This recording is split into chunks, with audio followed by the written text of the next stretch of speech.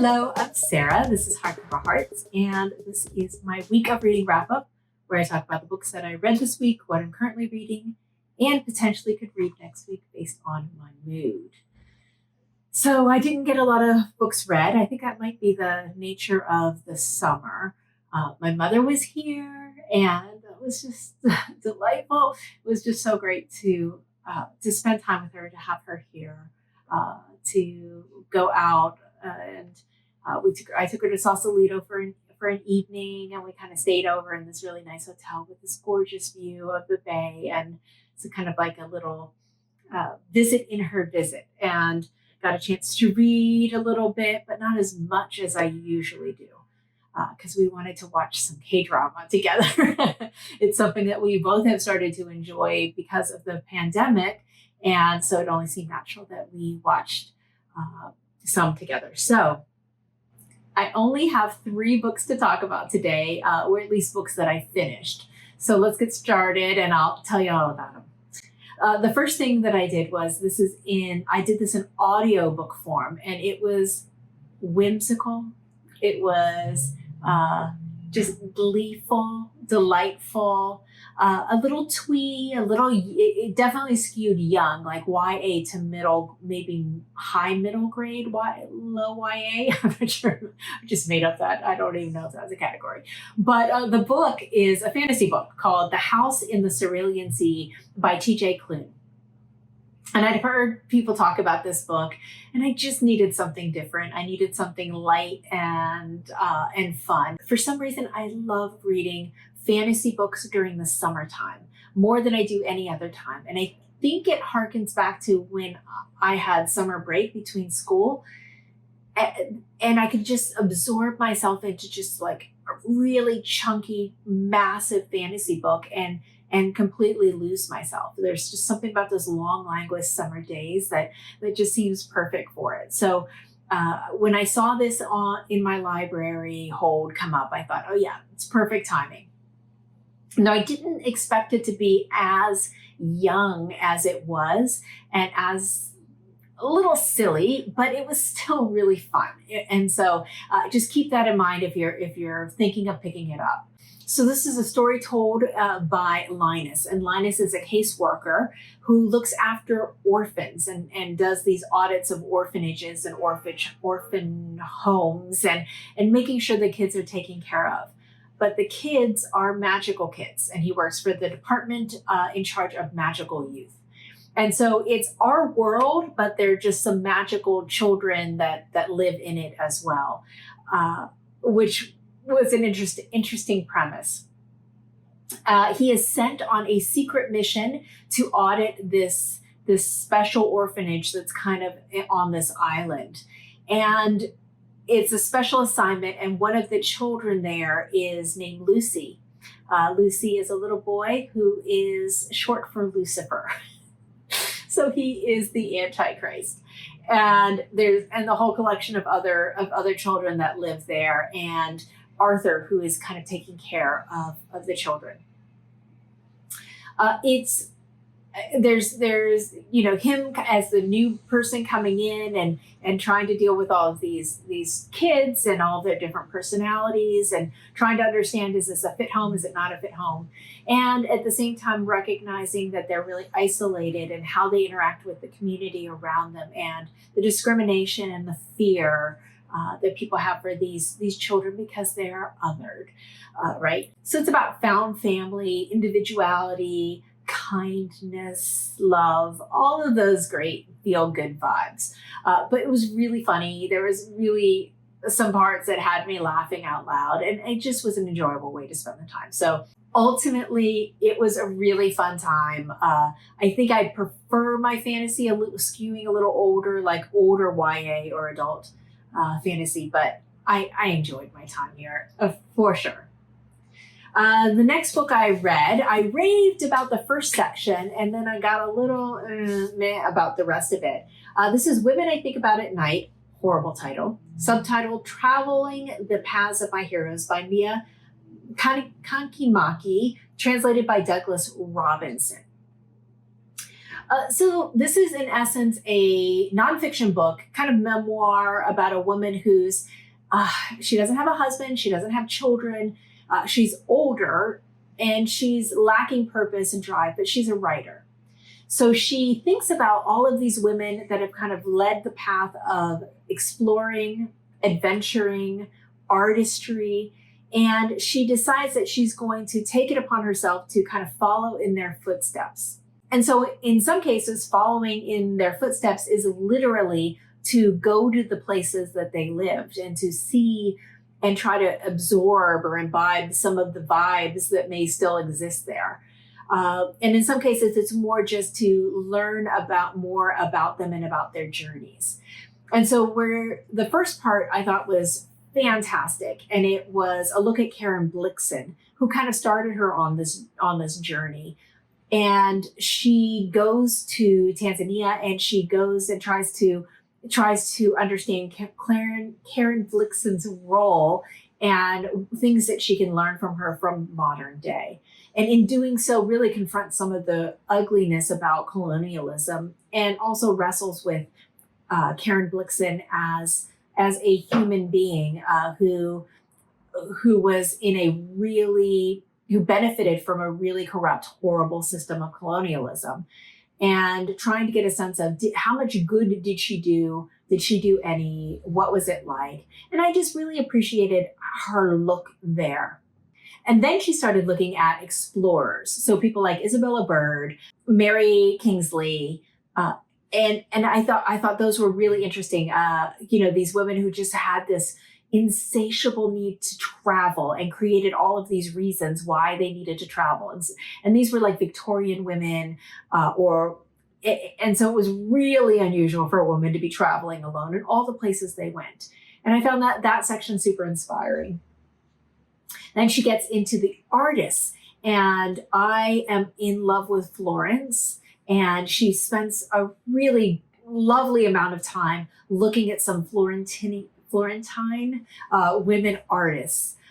She looks at 3 women, and two of these women have really difficult names, so you have to bear with me. Sofonisba Anguissola, Lavinia Fontana, thank God, and Artemisia Gentileschi. These are the women that she looks at, and she looks at their contribution to Renaissance art and how they maneuvered, how they dealt with commerce, being artists, getting money, getting credit, all of those things. She also looks at one of my favorite artists from Japan, Yokoi Kusama. When I stand back and I think about this book, her choice of material is phenomenal. What she was able to uncover about these women was great. How she presented it was lovely. The thing that always kind of pulled me out of the stories was her insertion of herself, which in the beginning was really strong and really good and asking great questions, but became a little self-indulgent as we went on and a little navel-gazy and just didn't work for me as well. But if you are like me and you are just aching to travel again, this is a good book to kind of kickstart your excitement for it and give you some role models and ideas of how women did it throughout different parts of the world in different time periods. So for that, I said I gave it, like a 3-star. Then we're on number 13 of my project with Leo, The Little Book Life. This is A Family Romance by Anita Brookner. And so imagine my surprise when I go to check in with Leo and my heart is just soaring. I'm actually a little verklempt. I have my heart is in my throat. I'm a little misty, and he's like, meh. I thought, oh, what happened? So we have diverging opinions about this. We both agree. Anita Brookner, her writing is exceptional. She's a stylist. Her sentences are exquisite. She writes with this insightfulness, deep character studies, which we both, yes, 100% we agree there. What I think is frustrating, Leo, is the fact that she, and me too, let me say me too, is that she approaches the same topic in the same way. She's not altering how she talks about loneliness and aging and a woman alone in the world. And for a woman who was writing in the 80s, let me see when this one came out. This was published in 1993. It feels very old-fashioned. It's like Anita is definitely prim and proper, and yeah, it feels dated. Like you literally could think you're picking up something from the 50s and the 60s. And that, that's interesting. It's an interesting problem.